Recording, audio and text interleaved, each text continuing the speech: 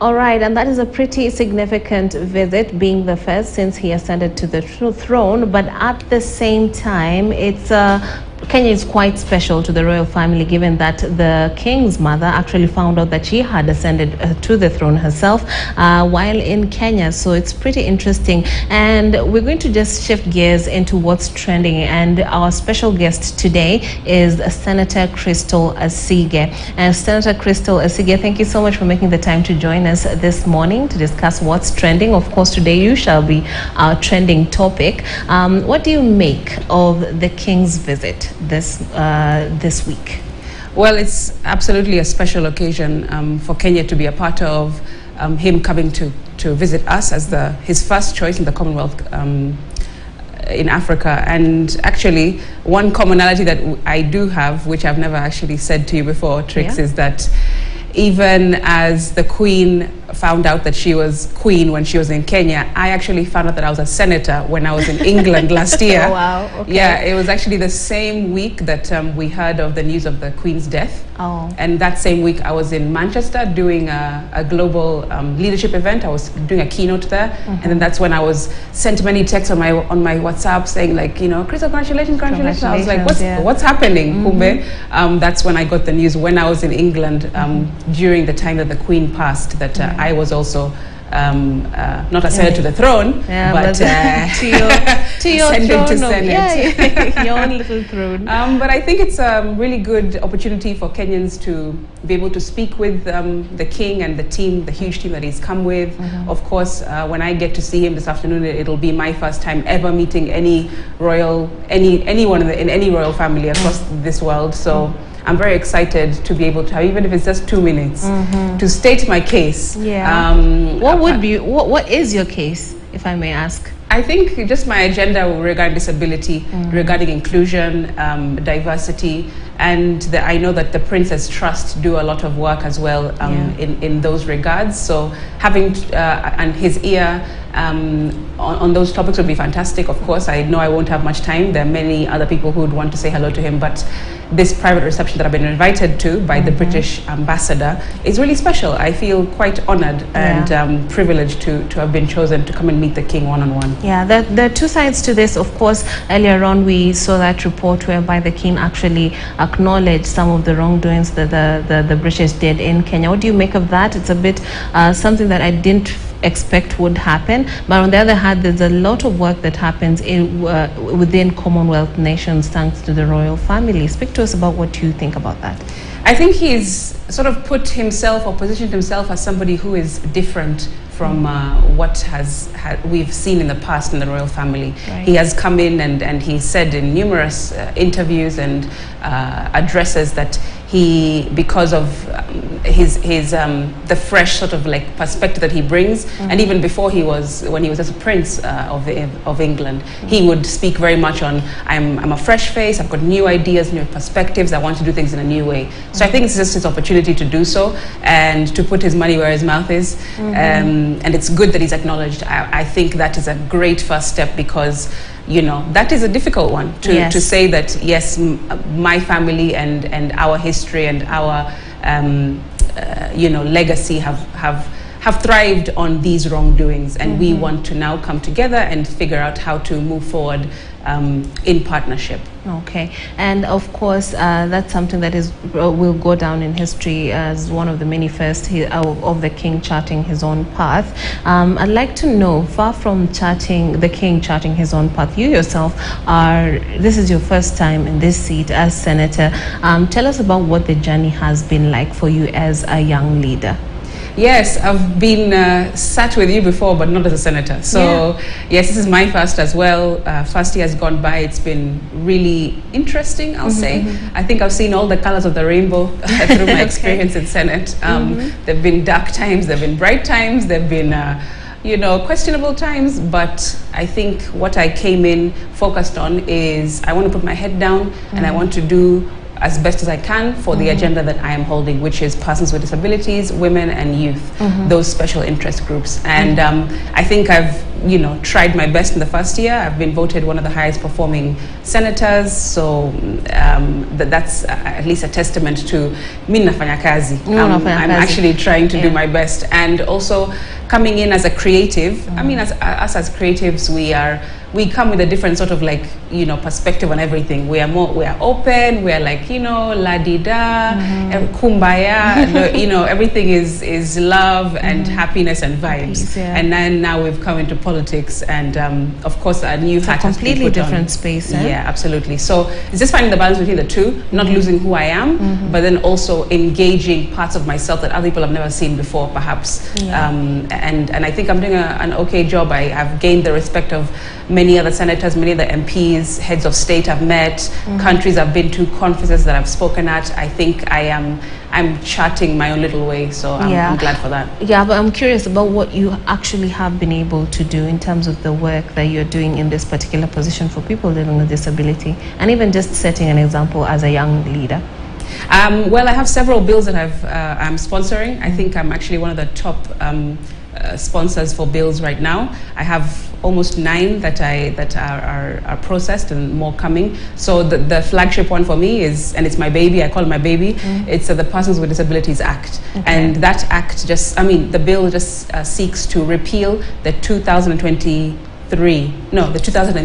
Act that is currently in place. But the 2003 Act is, of course, as you can see, pre-Constitution. So it has many provisions that do not align with the Constitution of 2010. So what I'm trying to do is remove the 2003 Act and then put in place something that is more progressive and more in line with the Constitution. That's my flagship. And then I also have the Kenya Sign Language Bill.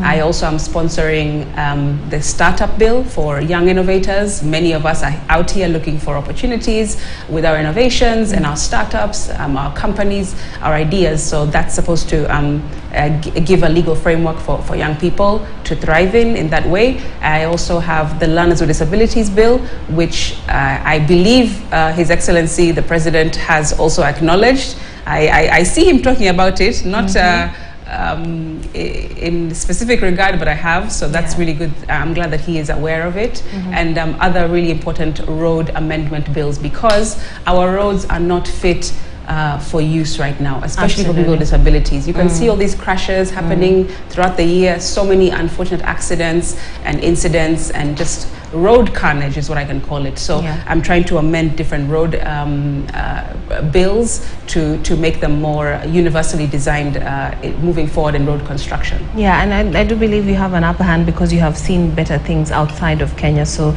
it can be done. Speak to us about some of the challenges you're experiencing in gaining your vision, so to speak, for people living with disabilities. I think the challenge is just misinformation or lack of information.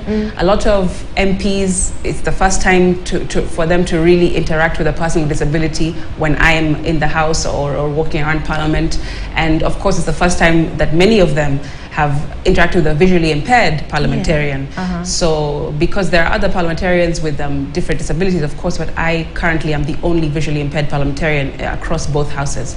So it's difficult to, get them to tilt the lens in terms of understanding my perspective on things, why I fight for what I do fight for, even the small details like accessibility within Parliament, with materials that we use to go into committees or into meetings or in chambers, having them to be accessible, making sure that they understand sensitivity around talking to people with disabilities, how to treat them, how to engage with them. So even I've written many letters to the clerk's office in Senate, and right now they're putting together a committee to get some sensitivity training done across Parliament, so that staff members and MPs can be put through a training of how do you treat a person with disabilities? How do you communicate with them? Are you supposed to touch their wheelchair? No. Are you supposed to take their white cane off them? No. Things like this. So I think it's a really good first step for my first year. And I think it's just a matter of education as opposed to, because I think it's a level of ignorance as opposed to rudeness, right? Yeah, so and when it starts at that level, probably it will trickle down to the rest of the country and maybe in our education system. Who knows? Of course, you're not just a politician. you are also a creative. What have you been up to, or has that baby been thrown out with the bathwater? Oh no, it's never been thrown out. It's my core. It's where I've come from. It's how I started. It's how many people knew me. It's how KTN, first knew me as a performer, as a musician. So it's been a year that I've just been stuck in studio. I've closed myself in with my producer, and we've been working on music throughout the year. I haven't told anyone about it, but now I am ready to. And in fact, I'm launching a new album this Friday. Okay. And I hope you can come to Orchid Lounge this Friday, the 3rd. There's going to be, I'm throwing a really awesome celebration, a launch party there this evening at Orchid Lounge. So that'll be a place where I can get back to my people, Wafuasi, and show them that I didn't go away. I was just needing a bit of time to get my feet settled in this new environment of politics. And just like anyone with a new job, you have to have some time to, to acclimatize, So that's what I've been doing in Senate, but I haven't forgotten about music at all. Okay, so for most creative, their music, their albums, they do tell a story, right? And of course, your journey has really changed right now. Are we expecting to see some of that woven into your music, or what kind of message or story are you telling in this album that we're expecting on Friday? So the music project that I'm doing, it's actually titled Blinding Allure. And Blinding Allure is just about showing off all of who I am, the powerful sides, the magnetic sides of who I am, the parts that have been a bit mysterious to people until now.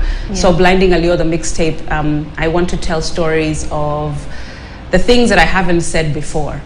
People have known me for one thing and in one perspective, and I want to basically show them that, hey, as a creative, as a human being, actually, you don't have to be a creative. As a human beings, we all are layered, right? Yes. We all have many facets of who we are. Many of us want to hide who we are because, maybe the environment we're in, the people that we hang out with, we don't feel we can show all of us to the world. But with Blinding Allure, I want to tell stories, and I am telling stories about love, about courage, about resilience, about self-worth, and making sure that you know who you are and that you show who you are. Right. Because I believe, and I tell many people, that if all you see is what you see, then you don't see all there is to be seen. And there are parts of ourselves that we don't see yet. So I want people to reflect on that. Yeah, absolutely. And also talk to us about the sound. Is it the typical sound we've heard around Crystal's music, or are we exploring new areas? We are absolutely exploring new areas, and I'm very excited about it. I'm actually delving into hip hop and R&B this time. Oh wow! Yeah. Are you rapping? Girl, or are you collabing? You have to come on Friday night to hear. Okay. But yes, there's hip hop and R&B on this project, and it's really a place where I've been scared to show because people know me for chakacha, they know me for rumba, and so I didn't want to be like to marginalize some of my followership by them saying R&B, but sisi unampenda kwa sababu ya chakacha. But I was like, hey, you know what? If I'm talking about courageousness and being brave and showing all sides of who you are, then I need to be, putting that example forward as well. So I'm doing that here. A bit of rapping for sure. It's happening. Okay, I can't wait to have a listen, and of course see how that's going to be received. But I mean, you are basically the embodiment of someone who's not limiting themselves. You talked about some of the conferences you've been speaking at, and that's even before you became a senator. Now you're a senator. At the same time, you're sponsoring bills, making music. I mean, a lot of the times you find young people pigeonholing themselves into one area. Speak to us about your experience about having an effect in society by dipping your toe in various ponds, so to speak. I think for me, because of having a disability from when I was a teenager, it's taught me a lot about life.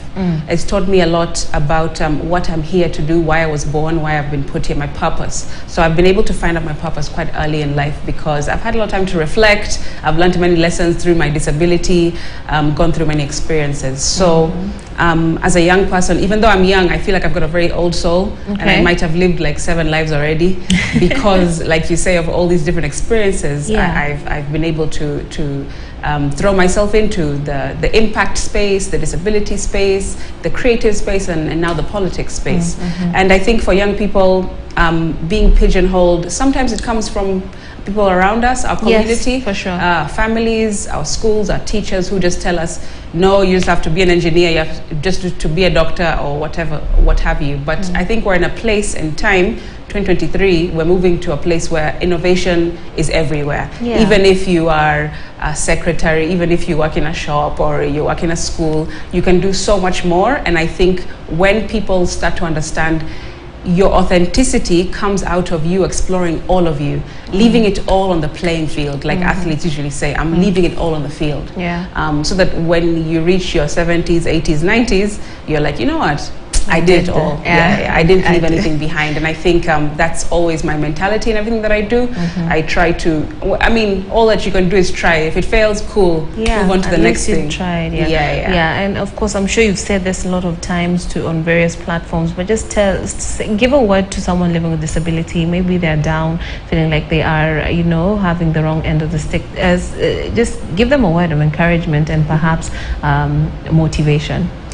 Yeah, I think to the person with disability at home who's watching me, I never saw somebody like me on TV when I was growing up, when I was young, and I'm looking for a purpose and looking for how to forge my path. And I hope that you seeing me and all that I'm trying to do and all that I plan to do gives a bit of encouragement, a bit of motivation to say like, hey, you know what, if she's doing it, maybe I can also try. And I also think that if you can change your circumstance, then do change it. But if you can't change your circumstance, then change how you look at your circumstance. Like I said, if all you see is what you're seeing with your physical eyes, then you're not seeing all that there is to be seen. So try and think outside the box. And even better than outside, try and think without a box. Because that's what I do. I'm just like, what box? I don't see it and I don't perceive it. So, and I really believe in my heart of hearts that all of us, even though none of us are special, all of us are also special. It's a dual it's a duality, and the world needs your gift as much as you need to give it. So keep pushing. Nitafute if you need to, VIP, visually impaired person in Senate, in Parliament, if you need support, if you need amplifying in your cause. And tuko pamoja. Yeah, you can work something out together, right? Now, I'll just remind our viewers about the upcoming album before we take our break. Yes, so this Friday I am launching my mixtape. It's called Blinding Allure, Crystal Asige. It will be dropping on YouTube at 10 a.m. So come onto my channels. All of them are just Crystal Asige as usual. And you'll be able to dive into all the new music, all the Blinding Allure news on my socials. And I hope to see you at Orchid Lounge, Ngong Road, this Friday evening till late. I'll be performing late Friday evening, so come through. Okay, all right. You have heard it from the horse's mouth. Be there or, be square. Now, we're going to take a short break. When we come